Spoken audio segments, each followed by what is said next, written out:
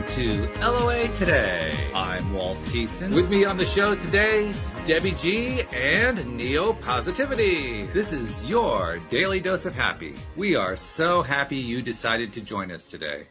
Indeed we are, and Debbie G is going to be joining us in just a few minutes as soon as she finds a place where she can connect into a Wi-Fi, because as usual, she's on the road, traveling around, doing the things that she normally likes to do, but she wants very much to be a part of the conversation today, so she'll be along as soon as she can. But in the meantime, our friend Neo Positivity is at the mic. He's got the shirt on, the shirt. It's always the shirt.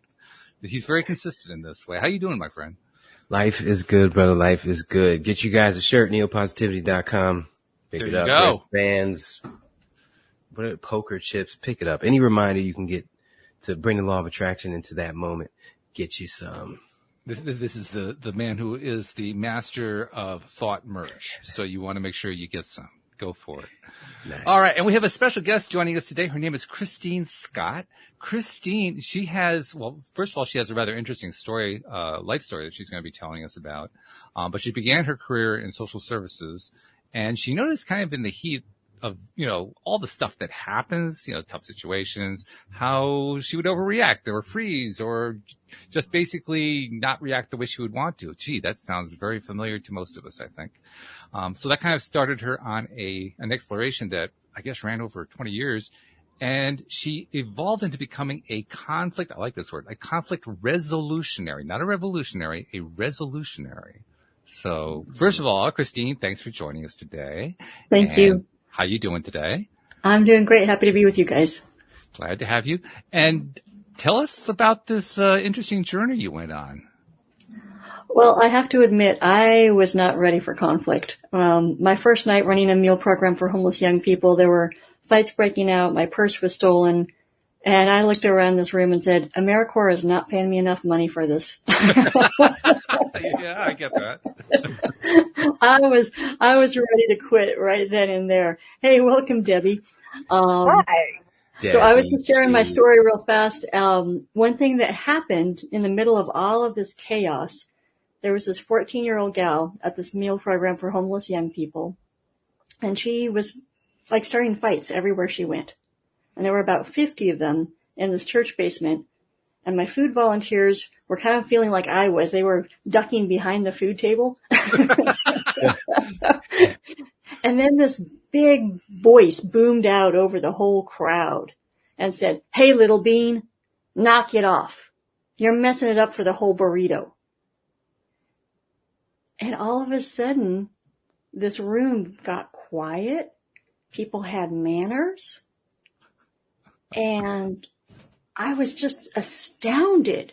Like, who are you people that you have such accountability to each other? And so that got me curious. Like, I need to lean into whatever's going on with these young people who live outside.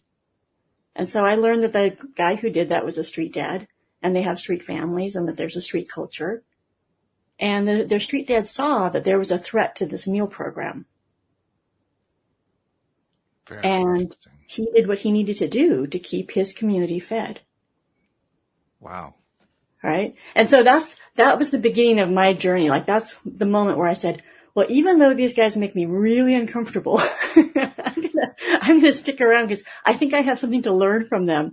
And I'm going to write out my AmeriCorps term. And sure enough, that turned into a social services career, a nonprofit management career. And I moved in that time from being conflict averse and conflict avoidant to being like pro-conflict. It's the place that we are honest, we are raw, and that we can create the strongest connections with each other. Wow. What a great story. Now, Neil, I got to go to Neil here for a second, Kristine, because Neil used to be a cop. So I got to get his cop perspective on this. What are you thinking about as Kristine is telling that? I'd have to ask first, the Papa Bear, whatever, what he was in there too as a homeless person? Yeah, he's a 17-year-old kid who just saw what was going down and made this announcement. Sound like he was top dog in there, Sound like he was the one to be feared if everybody shut it down. I love the analogy the whole bean, it makes you think, bean burrito, I'm just one bean in a part of this system and I'm about to mess it up for everybody else. I love how it worked. Normally that wouldn't work. So he was definitely the most to be feared person in there. But at the I don't know if you're familiar with Camden, New Jersey, but yeah, it's a hood. So I'm very familiar with all the halfway houses and homeless shelters filled up, all that good stuff, bad stuff. Yeah. Yeah. Wow. Very interesting. And Debbie G has her own story that she has gone through. Not at all like what Kristine was just describing, Debbie, but what's your take on it? In reference to her experience, in reference to your experience with accountability and how that they were working together as a team, and it's definitely, I call that emotional intelligence on steroids. That's, and that is the space that we take when we take accountability for our own actions and our own behavior, and we stop doing the finger pointing, we get a lot further. And I also love that you share about being pro conflict. I just finished a class in argumentation, and yeah, it was brilliant, because there's constructive ways to step forward in an argument that allows for each party to be heard, also hold their ground, and also possibly explore the idea that there might be more to this, and to use the tool of curiosity to find out more. So I love what you're talking about. To me, that it's just, it's beautiful. It's all about how that we really truly connect with each other as human beings. So thank you for being here, by the way. Thank you. Yeah. And if I can riff off of what you're saying about that curiosity, like normally we are curious people, but for us to be curious, we have to feel safe. And when conflict shows up, what typically happens is our biology system takes over and we get hacked. And, especially Neo, as somebody who used to work law enforcement, you guys know, you saw what would happen when fellow officers would get hacked. Their biology's running the show as opposed to their logic, right? Mm-hmm. Yeah. You get a lot of training on how to not let that happen to you. But it's great. That's always been my biggest thing. There's zero training on that. Oh, it's not even touched on or spoken about in the police academy. Oh dear. And then they wonder why stuff happens. Yeah, no, that's should be job number one for folks. And that's what I train people in my working with teams. And like the Seattle Space Needle, for example, is one of my clients. Like I come in and I train everybody. Your number one job is to not let yourself get escalated. And here's why it's so hard, because we have this evolution in our bodies that didn't keep up with the evolution that happened in our cities and in our societies, right? So we still have all of this old stuff and this little lizard brain that can still trigger that full on hyper alert. And what a lot of people don't know is our lives don't even have to be threatened, don't even have to be close to be threatened for the lizard to freak out. Anybody says, wow, I really don't like your t-shirt, Neo. And your little lizard is going to respond to that because that's a threat to your status. That's a threat to how you see yourself. Yeah, the little lizards suck because it's so involuntary. It's so automatic, and it slips its way into your thought process so easily that you don't even know it's there until you're like, whoa, what the hell? Right. What? And the key is, how soon do you catch that? Mm-hmm. The sooner you catch that, to me, that's the better you are at the law of attraction. And I don't mean catch it proactively. You've got your mind programmed to kind of wake you up from that. Could be 30 seconds, could be 30 minutes. And that's where you gauge yourself at. When you can get your mind to wake you up from that type of crap on its own, fast, that's when you can enjoy life more. Yeah, yeah. So I train people this is what it feels like when you've been hacked. Notice these symptoms in your body about your pulse rate, your breath rate, right? You're feeling like everybody's out to get me. I have no allies. I have no friends. All of that kind of thinking. Oh, you're probably hacked right now.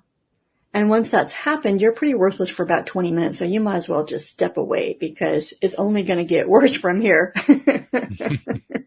Now, right? let me ask you this. What happens when you can't, because the phone is ringing? That next phone call for the next meeting that has nothing to do with that top, or could have something to do with it. What is it you train people to do in that instance? Well, there is actually a moment before you're full on gone down that biological waterfall, right? So what I train people to do is recognize it when they start to feel flooded and to step back for a moment and to actually interrupt the system before it takes over.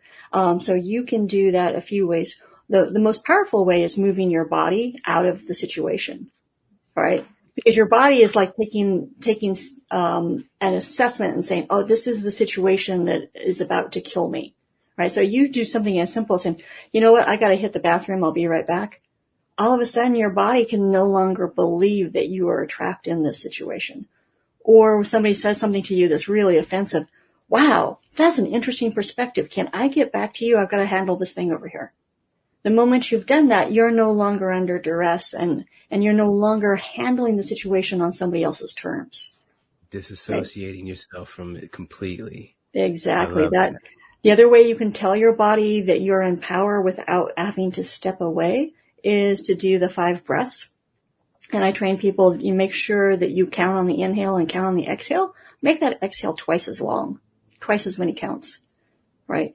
And that just tells your body that, oh, somebody's thinking about me and somebody's in charge of me. I don't have to let the lizard tell me what to do right now.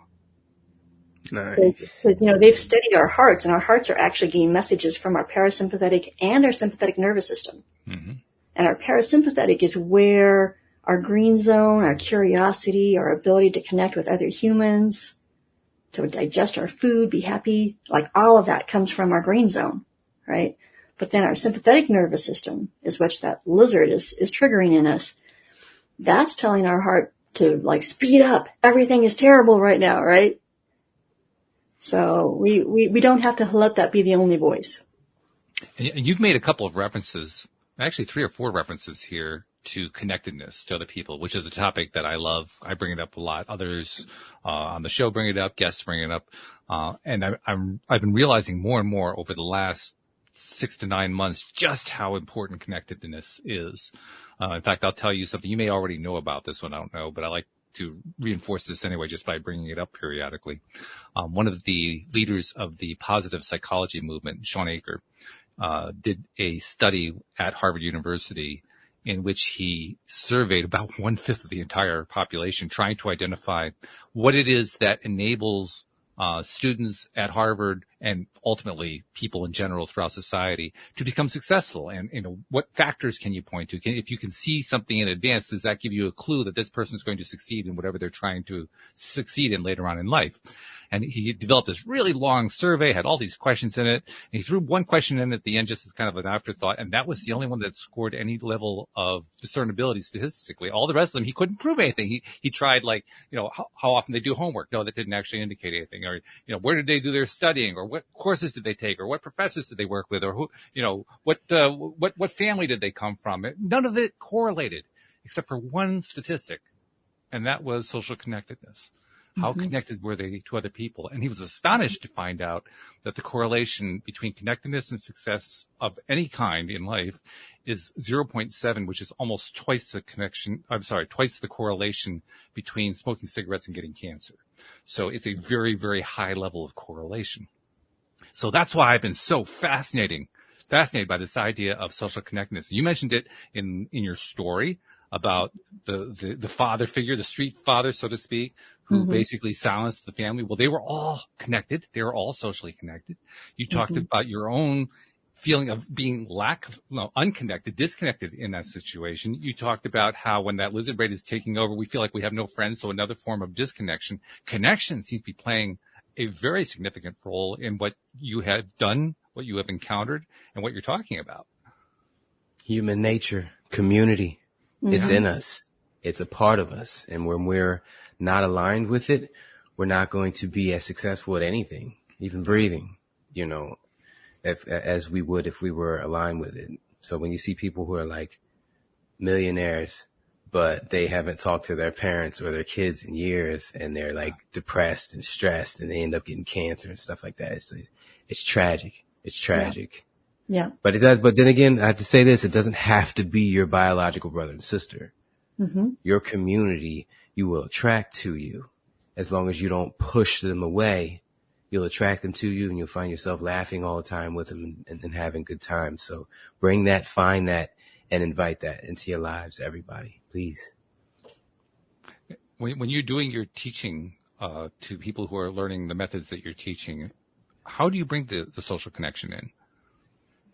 That's a great question. Most of the people who hire me are really worried about their customers, right? So if you are the Space Needle, you want everybody to have a really good time when they go up to the Space Needle, right? And so we're talking mostly about like, how are your customers feeling? Are they having a great experience? But I've also worked with social service settings, with wineries, with like all kinds of different industries. One of my newer clients is actually in construction. They're having interpersonal tension issues.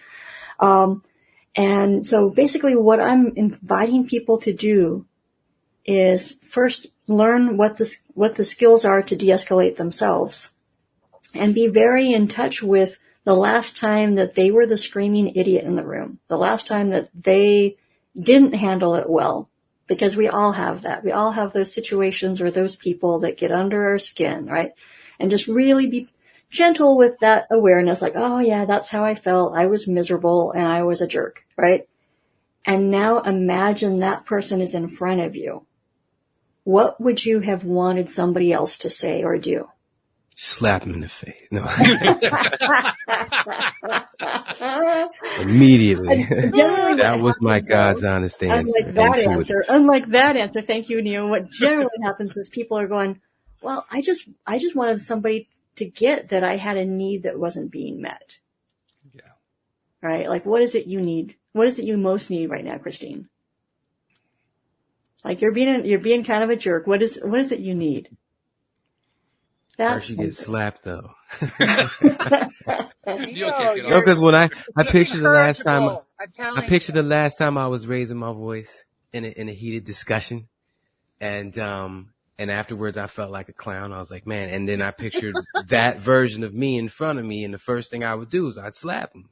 I'd be like, don't do that. There's other ways. Don't do that. And that version of me would be like, you're right. Mm-hmm. Mm-hmm. Sometimes you gotta slap people. No. I gotta jump in because your slappy is great, but can I encourage that we are perfectly human? Mm-hmm. Yep. There's this okay, so when I blow my fuse, I have this thing. It's like there's acceptance within there. I've also been triggered, and I'll say, is that true? Yep. But without the breath, it's really hard to get into the body and to get grounded. So I love all those things you were saying. I also love the visualization of when I am acting like a total butthead because I'm in my victim, because I'm totally feeling sorry for myself and my needs aren't being met. You know, what is it that I'm actually needing? And that's a big question. So let's address the idea that somebody doesn't know what they need, mm-hmm. because they really are not familiar with what a need might really look like. Right. Sure. If you could for me. Yeah. What tends to happen is if somebody gives you their undivided attention without offering any threat or correction to you, right? Just like, okay, here's the boundary. No, you don't get to scream at me, but I'm just really curious about what you need. What tends to happen is all the tension, all the air goes out of your your billowing blusteriness, right? Because you no longer need an audience. All of a sudden, somebody's giving you this amazing attention. Right. And it's a little confusing. The first time it happens to you, you'll be like, what? Right? But then you will generally say something or do something that is more about what you need than what they need to understand, if that makes sense. You'll get across what you need for yourself, because what I learned in breaking up fights and dealing with all kinds of hostilities when I was running a shelter is just having a witness makes them feel less alone. Emotions do a great job, and our lizard brain does a great job of making us feel very isolated and very like our suffering is something only we could understand and only we could be in the middle of. And when somebody leans in like that, it's a huge contradiction. And all of a sudden, all of that stuff goes away. Right? You're like, oh, what? And you will come up with some great solutions. Go ahead. What was that, Walt? How odd it is that it's a contradiction, because it's exactly what you were looking for. Yeah. But we still see it as a contradiction. And I think the reason why is we're not used to getting it. We're starved. We're really starved. And conflict is huge right now in our society. And you guys could probably name the 3 reasons why conflict is huge in our society right now, right? We've got this social reckoning going on around race and gender, long overdue, and it's all hitting us right now, right? Like, oh, hallelujah, woohoo, right? And we've got this pandemic, right, that has created unprecedented record amounts of anxiety and depression in the American adult population. We top the world for how much anxiety and depression we have, right? And then we've got this really unprecedented political divide that is just making everybody bonkers and hating on each other. So those 3 things, like one of them by themselves could create some conflict, but 3 of them together is just like a lot. It's a ton. It really is. And when you add in when you add in all the other stuff that we experience on an individual basis within our own little circles, I mean, those are society-wide trends going on. But it's not like there's a lack of it going on at the local level. Mm-hmm. I mean, because we all have all kinds of stuff going on in our lives. Some of us are, like Neo and Debbie and myself and listeners of the podcast are, constantly working on trying to improve our mindsets and so forth. But a lot of people they don't even know the importance of mindset, first of all. And secondly, they're kind of locked into patterns that have been going on perhaps for generations. So, I mean, yeah, there are the big 3, but there's about 500,000 others that are really, really small too. There's like a bunch of them. Yeah, there are a lot of them. And when you ask the average American, can you name the emotion you're experiencing right now? Only about 1/3 of them can. I would like to think I'm in that 1/3, but we underestimate how much emotion and how much biology is running the show. Speaking for myself, I know that when I first tried to identify what emotions I was feeling, which was only within the last 5-10 years or so, what I found was my answer was often, you mean I have to pick one? Smart man. Because I couldn't put just one word to it. There was often like, well, I'm feeling this, but I'm also feeling that, but I'm also feeling that. So I finally just settled on, well, I'm feeling good or I'm feeling bad. It was simpler that way. I spent the first probably 28 years of my life trying to find one reason for the problem or one reason and I was never complete in that journey. And it wasn't until I got into the law of attraction where I realized it's probably 2, 3, or 4, just different fractions, different percentages. And that's what it was, a bunch of. And then I was able to address, it wasn't painted over rust anymore. When I addressed the issue, I addressed all the things that were factored in, and then I was able to eradicate them from my life completely. Yep. And old narratives and things like that fall into those categories. So you're exactly right, Neo, because those emotions are just like this little Geiger counter. They just tell us that something is charged. They don't tell us what it is. We have to go dig deeper into that, like what it is. Jumping out of. Go ahead, Debbie. I was just. It kind of reminds. It's like our emotional metabolism. Like these building blocks, and then it's got to have this release. Mm-hmm. I wanted to take a dive. I would like it if you could take a deeper dive into safety. I do agree with you. There are a lot of dynamics happening in the world right now, and I think that they're great opportunities for us to view things differently and for us to make different choices. But the fear-based belief systems are kind of what are holding people there. But the thing with feeling safe, without safety, it's really hard to even tap into what your needs are because you're so busy. I'm speaking from my own experience only. When I'm busy protecting myself, I've got to protect myself. I don't feel safe right now. Now I've learned to identify that, but there was a time and I absolutely could not. I didn't know what emotion I was feeling except for angry. Angry, I did well. I can still do angry well, but I can still do it. But at least now I know what I'm doing, and then I can own my shit, because that's really what it's about. I can be perfectly human, but that safety is probably the biggest key of everything that you've been talking about. So I'd love if you could elaborate more, and what ways could we also create safety or learn to understand what safety actually means? Mm-hmm. Yeah. See, I was lucky. I had young people who lived outside to teach me what was actually true about my safety. Because when I first started working with them, everything felt like it was unsafe, like everything. and so yeah, fortunately, they became really, really good teachers for me after years of me making mistakes and, showing off all my biases. But what I train people is, so we have basically a busted threat assessor. You take the word threat and you break it down into my favorite 5 words. The first one is our tiny bunny. So we talked about the tiny bunny as our biology, right? We have this mammalian, this lizard kind of response system. And this is what it looks like when it gets triggered. These are the causes. These are the feelings, how to hack it. And then the next thing is how we're socialized. How we're socialized is really ripe right now, especially in this country.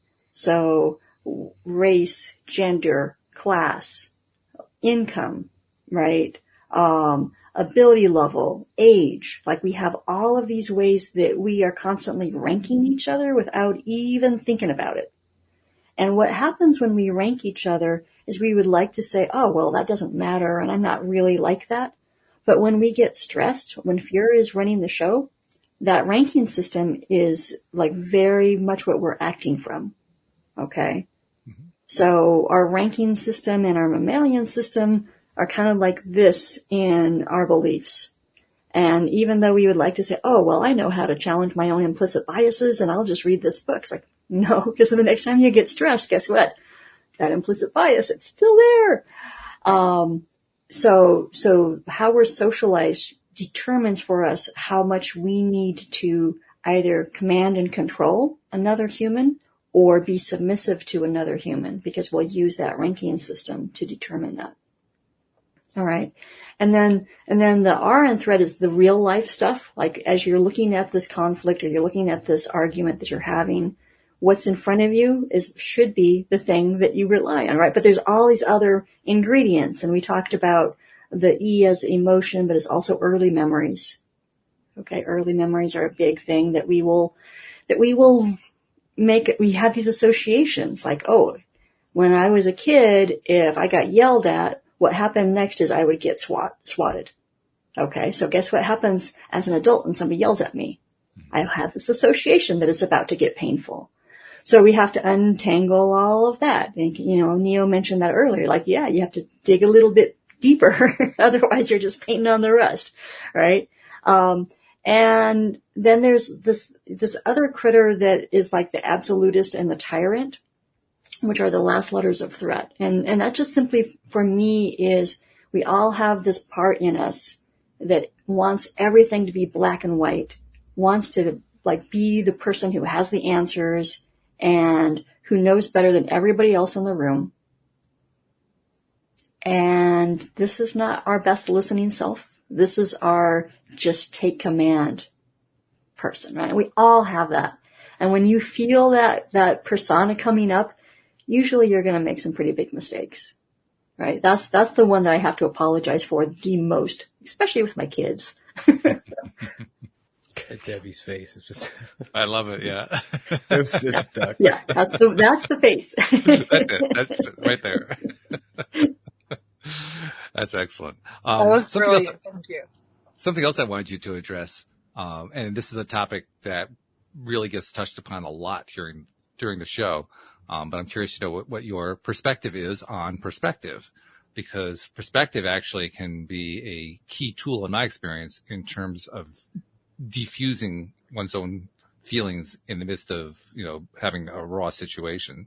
Mm-hmm. And so I'm kind of curious what your perspective on perspective is. Yeah. And when we are able to be curious about another person's perspective, that means that we are in that green zone that I encourage people to really rely on that parasympathetic nervous system where we can make that connection. We can ask those questions. One of my favorite stories was told by a woman who's a powerful change advocate and activist in the Black community. And she's sitting on a long plane ride. And it just so happens that the man next to her on the plane says a racist comment. Okay, so she can either get that headset on fast or she can like lean in. And she had the resources at that moment to say, wow, I'm really curious. Tell me more about that. And they had a 3-hour conversation that completely changed his perspective. It would not have happened if she had been closed, defended, or hostile. And we are not obligated to do that to everybody in our lives. But when we have the resources and we have that opportunity, and, you know, here they're forced to be sitting next to each other all these hours, right? It worked really beautifully. And I really encourage people, like, when you have the resources, lean in for those, because that is where you make the strongest connections. And, you know, and for my hospitality clients, that's where you're going to earn some lifelong guests and clientele, right? Because they will feel so heard and understood by you asking them those really open questions and being really curious. And what happened with this one gentleman on the plane is he just actually honestly admitted, like, you know, I never really examined where I got that belief from. And the more we talk about it, the more I realize that it's not really accurate, is it? And she said, yeah, wow, that's a really great realization.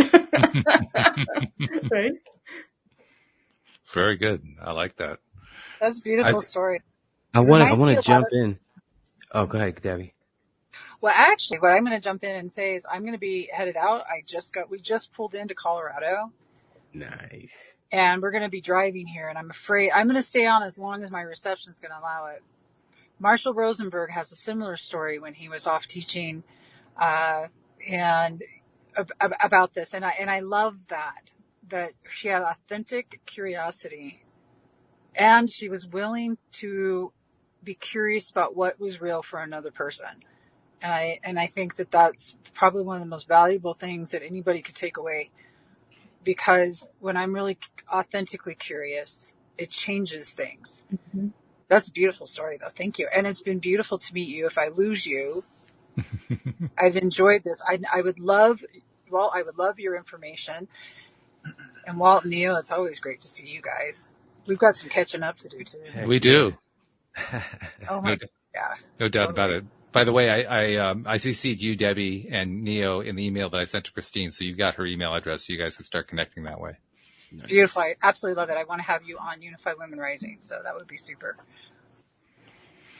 All right.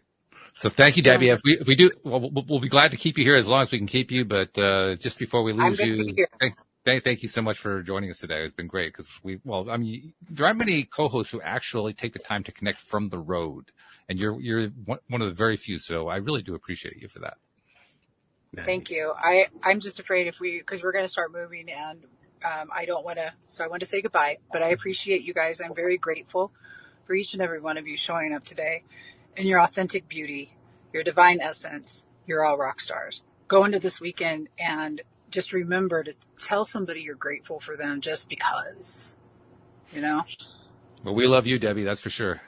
Definitely. Mad love and respect, Deb. So, Neil, you were going to jump in. What are you jumping in with? You know what? She said you're not obligated, to take the high road, I guess I'll just say. But I'd venture to say that you are, because it's like, take the high road or else, the Lord or universe, whatever you believe created you and is creating life as we go, put you in that situation to prosper, to learn from it, to meet that person. And maybe that's your next job opportunity. Or maybe you never even see that person again, but you change their lives in a way that you'll never know about. But you are obligated in every situation to maximize it, even if it's a crappy situation. Right. And I think what I would like folks to hear is they get to make that choice. Mm-hmm. So if I feel like, oh, I have to, I'm not going to have that authentic curiosity. But if I feel like, wow, this is a great opportunity, because you're right. Like, we are given these just divine moments of like, oh, this might be why I'm here right now. Yeah. Right?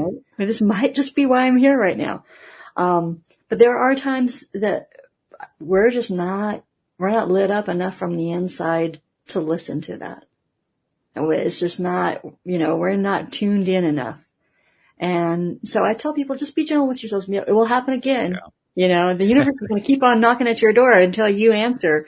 But just do it when you have those resources, because sometimes if you try and you just don't have it, it feels like a really big flop, and then you'll be less likely to try next time.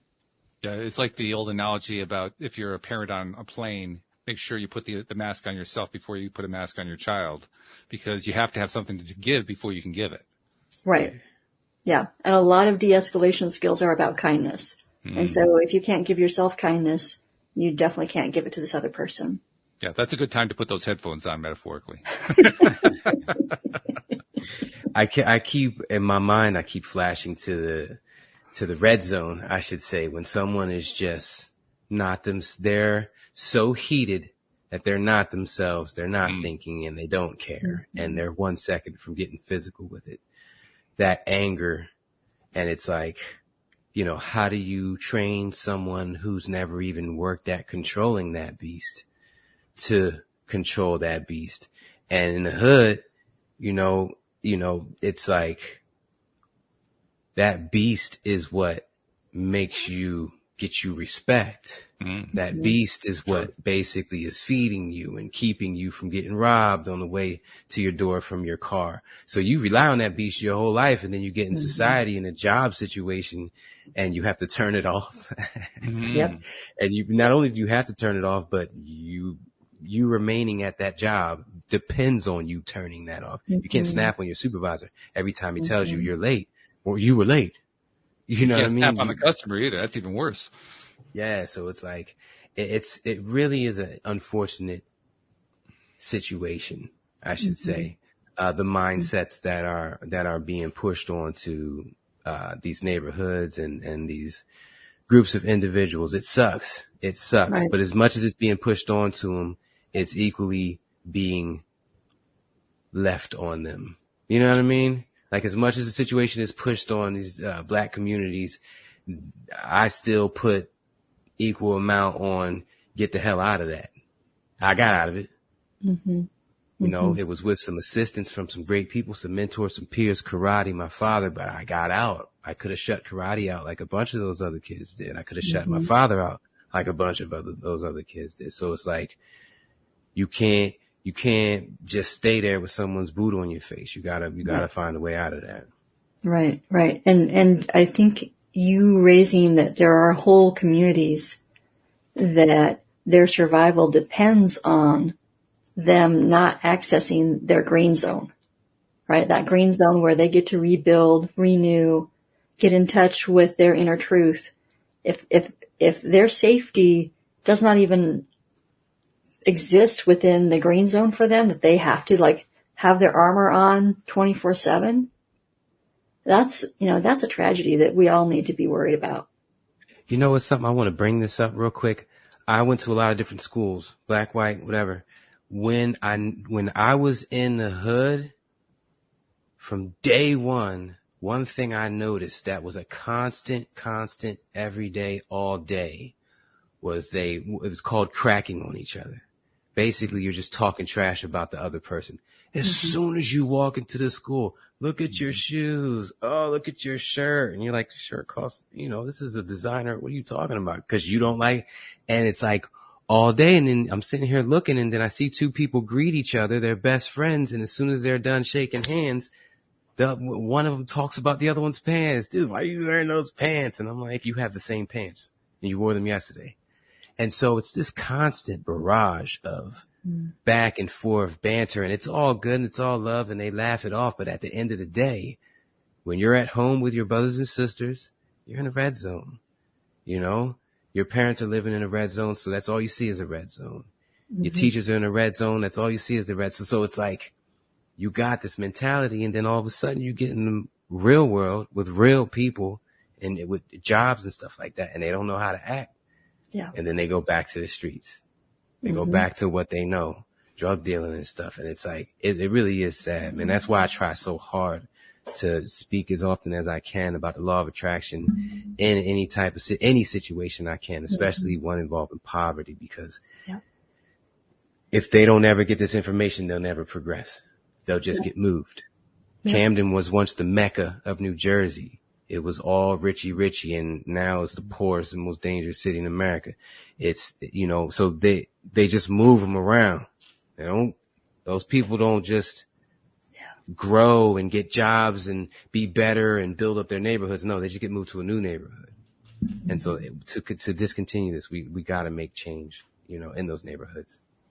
Yep. I hear you. Yeah. It's good that you're still thinking about that. And I'm still thinking about a lot of the young people that I saw on the streets that had the same inability to check the armor at the door when they got housing, and check the armor at the door when they got a great opportunity. And it's heartbreaking that we don't have that for everybody in this country. I like how you call it armor. I'm going to start using that because it makes me think of defensive, and that's what it is, defensive. Mm-hmm. As soon as you walk in a room, you're defensive because somebody's going to say something about your clothes. Mm-hmm. You know, all the way to the situation where it's like, as soon as you walk in a room, you're defensive because you're the only black guy in the room, you know, and it's like, gotta get out of that. I'm the only black guy in every room I go into these days. And it's been like that for a very long time. All the fly-ins, Walt, you see me in Georgia at an airport with 400 hillbillies and me. Yeah, it's true. Literally, I'm all the situations. So I'm used to it. But there was a time where I was just felt really uncomfortable because it was that defense mode. I was waiting for somebody to say or think something about me. And the craziest part about that is I was waiting for someone to think something about me. Mm. That's so stupid. That's so stupid. Well, how the hell do I know what they're thinking? Yeah. I'm sitting here creating narratives and I don't know what they're thinking. They might be constipated. And I'm over here. But we all do that. Everybody does that. I Yeah. don't care who you are. I don't care what background you have. We all do that. We all invent these scenarios in our minds, and the scenarios are almost never accurate. One of the more advanced conflict skills I give people, and they always look at me like I'm so crazy when I tell them this. I say, well, so, you know, you see somebody over there and they're mean mugging you. They're just, you can tell that something is up their butt about you, right? I want you to go over there and say, hey, how's it going? I noticed that you're not happy in my direction, and I'm wondering, like, what did I do to offend you today? And everybody looks at me like, what? I would never say that to somebody. You're crazy. And I said, well, tell you what, I got to try it out. And what I found is 9 times out of 10, what they told me had nothing to do with me. Oh man, I love this. Nothing to do with me. And if you were just background in there while they were off somewhere else. Exactly. If you have the audacity to go ask them, you'll find out it's very rarely about you. But because we all are working in our own little insecurity, our own little bubble, our own little isolation. We're just echoing. That is backgrounds. I just realized that is an extremely nice way, an alternative, but extremely nice way to say, what the hell are you looking at? This is true. It goes in a totally different direction and you still get your point across. I love it. Do. I love it. That's true. Well, I love also the phrase that you used, Kristine. It's nothing to do with me. Because actually, as you were starting that whole little narrative there, I was flashing to a television series that became popular within the last couple of years during the pandemic. It was nominated for 20 Emmys. It has been groundbreaking. It broke all the records. It won 7 Emmy Awards in its first try ever. And it was produced by Apple TV, who had never produced a hit before in their existence.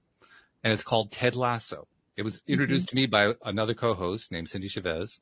I have to say, if you've never watched it before, get yourself through the first 3 episodes before you even consider deciding whether you like it. The first 3 are the toughest ones, because it's so stereotypical and so corny and so like, oh God, I'm not sure I can handle it. But then they start behaving like real people, and then it starts getting really interesting. Well, there's this one scene in which the lead protagonist, Ted Lasso, who is an American, talk about hillbilly. He's an American from Kansas who knows nothing about British football, soccer, but he gets hired by a team, a fictional team, in the Premier League, which is the top soccer league in Great Britain, to coach their team.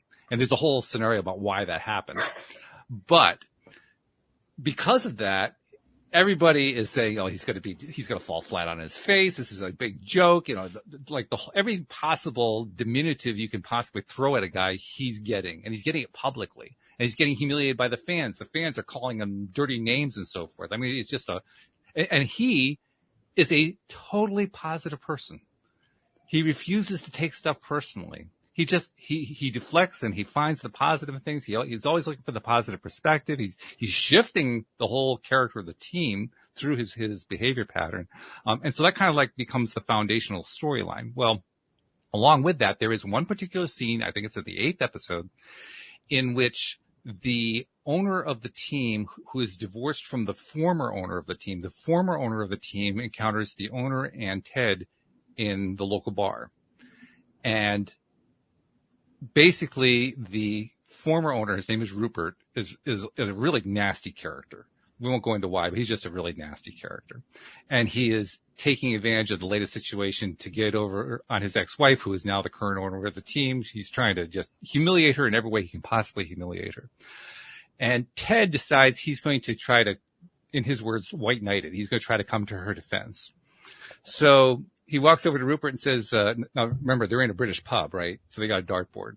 He says, you folks over here, you take your darts pretty seriously.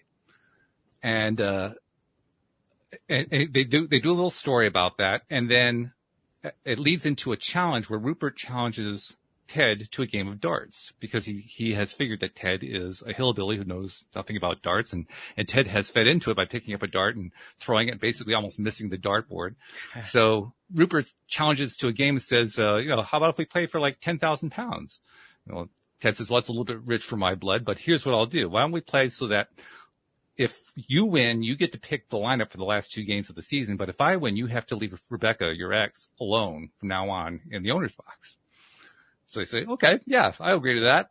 And then Rupert pulls out his special case of darts that he carries around with him, shows off he's got the advantage. Around darts, carries around his own personal darts. And when he does that, Ted picks up a dart and says, oh, I just forgot, I'm left-handed. And he puts it right in the bullseye. So the game is on. Nice. Lefty, that's funny. Anyway, they get down to the last round, and Rupert is ahead, and Ted, talking to the bar owner who's keeping score, says, what do I need in order to win? He's got 3 darts left. Well, you got to get 2 triple 20s and a bullseye in that order. And so Ted, while he's getting ready to throw his darts, starts to tell a story to Rupert. And the story he tells is about how he's always been underestimated throughout his entire life, and how he was bullied throughout his life, and people refused to take him seriously. And there were people who, to use your terminology, Neil, they talked trash to him all the time.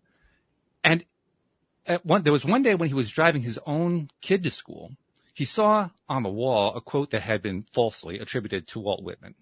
And the quote said, be curious, not judgmental. And as he gets to that point, he throws the first dart and hits the triple 20.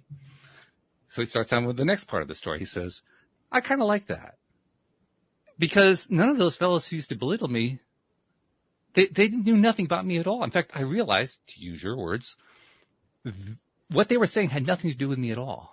Mm-hmm. They judged everybody. Yep. They judged everyone in every situation. They thought they had everything figured out. And then he throws the second dart and hits the triple 20 again.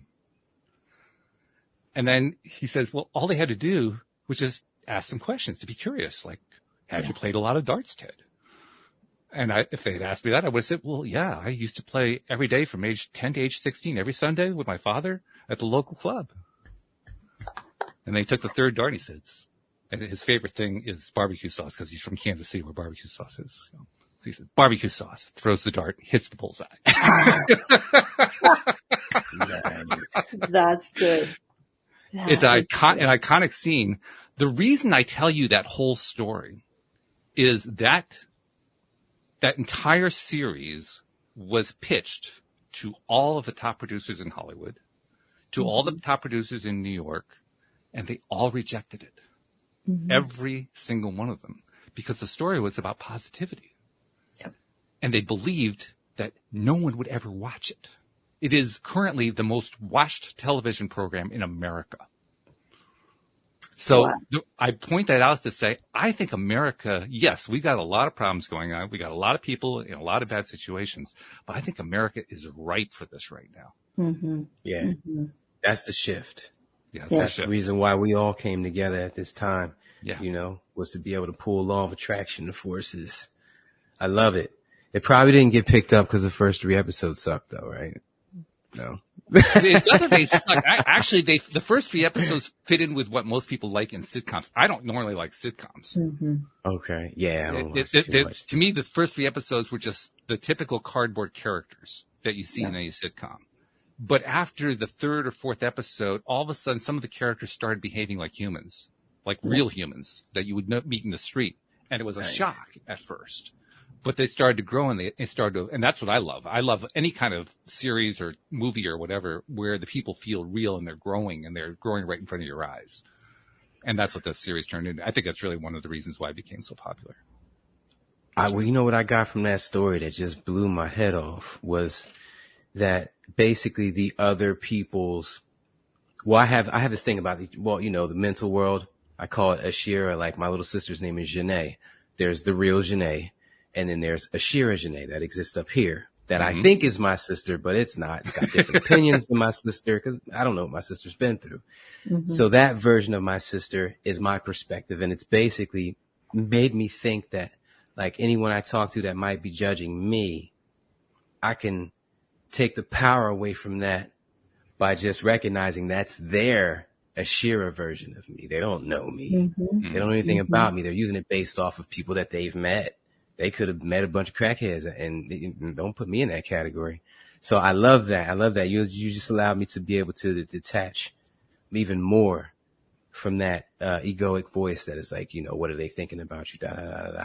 Yeah, I've known you over a year, Walt. Why didn't you say that story before?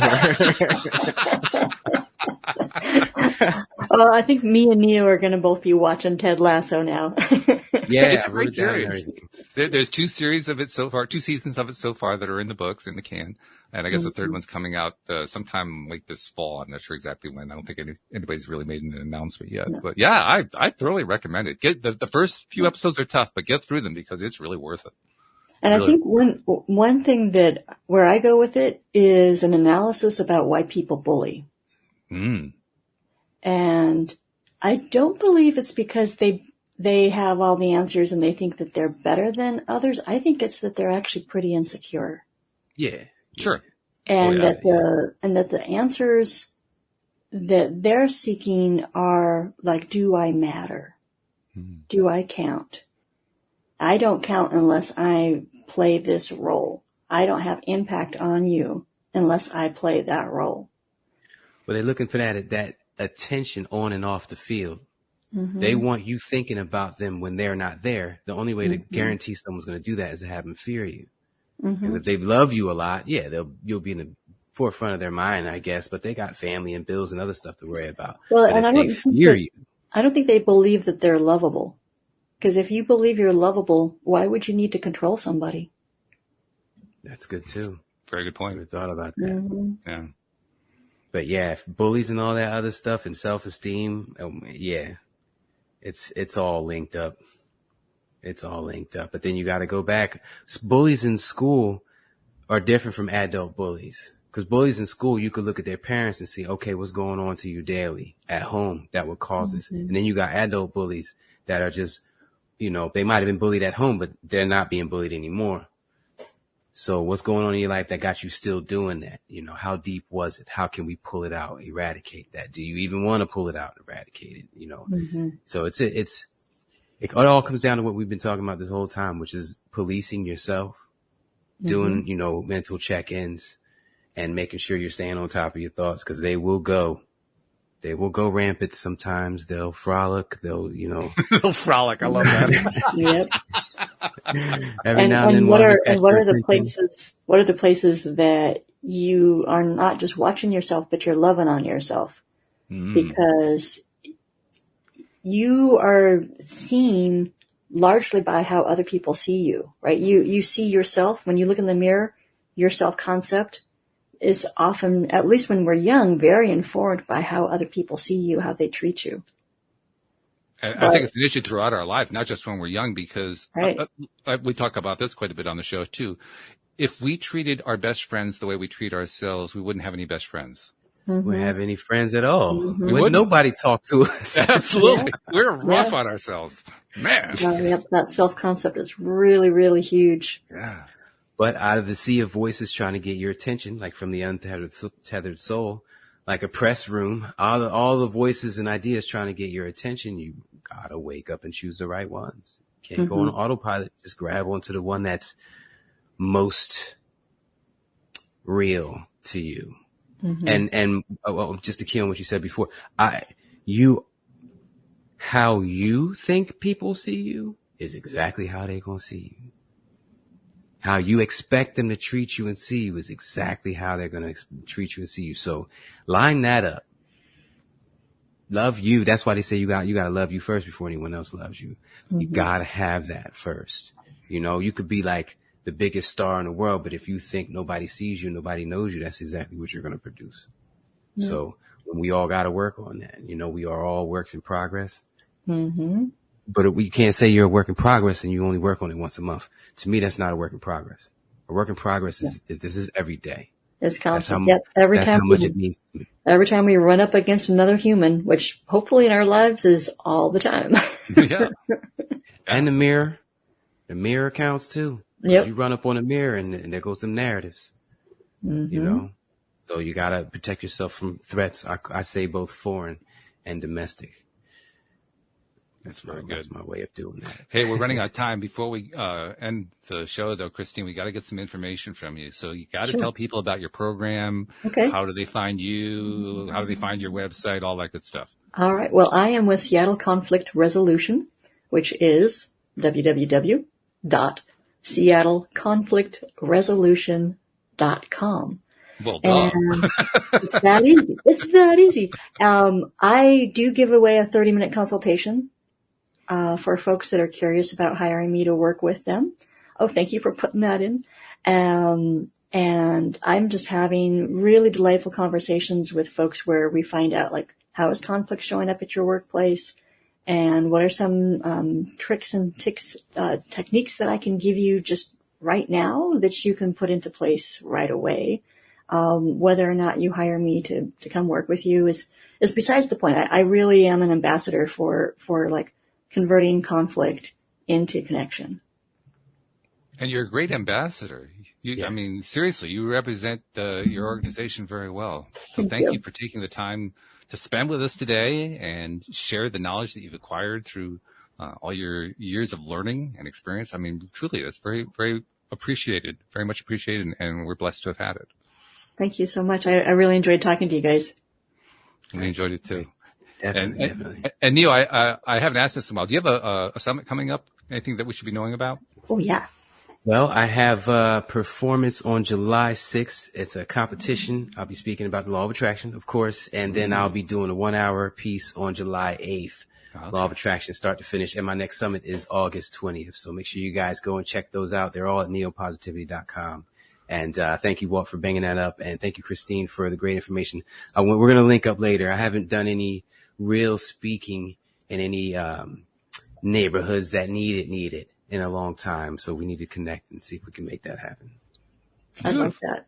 Ooh, I love this. Connections, man. They are everything. I love it.